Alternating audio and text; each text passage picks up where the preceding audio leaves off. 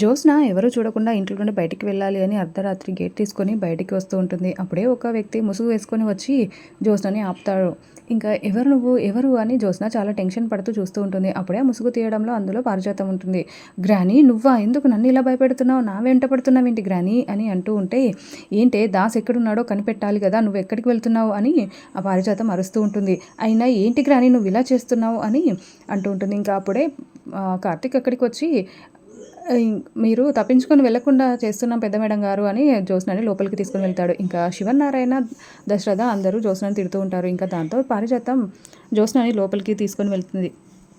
ఏంటి ఎక్కడికి వెళ్తున్నావు, నా దాసు ఎక్కడున్నాడో కనిపెట్టాలని చెప్పాను కదా, వాడు ఎక్కడున్నాడో దొరికే వరకు నువ్వు ఇక్కడ నుండి వెళ్ళడానికి వీల్లేదు అని అంటూ ఉంటే, ఏంటి గ్రాని నువ్వు ఇలా చేస్తున్నావు, ఇప్పుడు నేను మమ్మీ విషయంలో తప్పించుకోకపోతే ఎలా అని అని అసలు నువ్వేంటి ఇలా మారిపోయావు, నువ్వేంటి వాళ్ళకి సపోర్ట్ చేస్తున్నట్టుగా చేస్తున్నావు అని జ్యోత్స్న అడుగుతూ ఉంటే, అవునే ఆ కార్తిక్ గారు చెప్పాడు నాకు, నువ్వు నేను చెప్పినట్టు వింటే దాసు మామ ఎక్కడున్నా నేను కనిపెడతాడని చెప్పాడేవాడు, వాడు చెప్పినట్టు నేను ఖచ్చితంగా వింటాను అని పారిజాతం అనడంతో ఆ మాటలకి జ్యోత్స్న చాలా షాకింగ్గా చూస్తూ ఉంటుంది.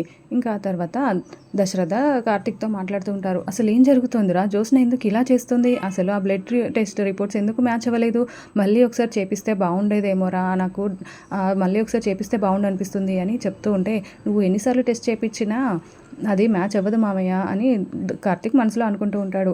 అలాగే మామయ్య నీకు నచ్చినట్టే చేద్దాంలే అని చెప్తాడు. అసలు ఏం జరుగుతుందిరా, ఎందుకు ఇలా అవుతుంది ఇంట్లో అంతా, నాకు చాలా భయంగా ఉందిరా అని అంటూ ఉంటే, ఏం కాదులే మామయ్య అంతా మంచి జరుగుతుంది అని కార్తిక్ చెప్తూ ఉంటాడు. అసలేంట్రా నీకేమైనా తెలిస్తే నాకు చెప్పరా, నీకేదో తెలిసినట్టే మాట్లాడుతున్నావు అని అంటూ ఉంటే, టైం వచ్చినప్పుడు అన్నీ అవే బయటపడతాయి మామయ్య, మీరేం టెన్షన్ పడకండి, అత్తయ్యకి మంచి జరుగుతుంది, అత్తయ్యకి ట్రీట్మెంట్ అయ్యేలా నేను చూసుకుంటాను కదా, నేనున్నాను, మీరు భయపడకండి అని చెప్పడంతో, సరేరా నువ్వు ఉన్నావన్న ధైర్యంతో నేను ఇలా ఉండగలుగుతున్నాను, అంతా నీ చేతుల్లోనే ఉందిరా అని చెప్పి దశరథ అక్కడి నుంచి వెళ్ళిపోతాడు.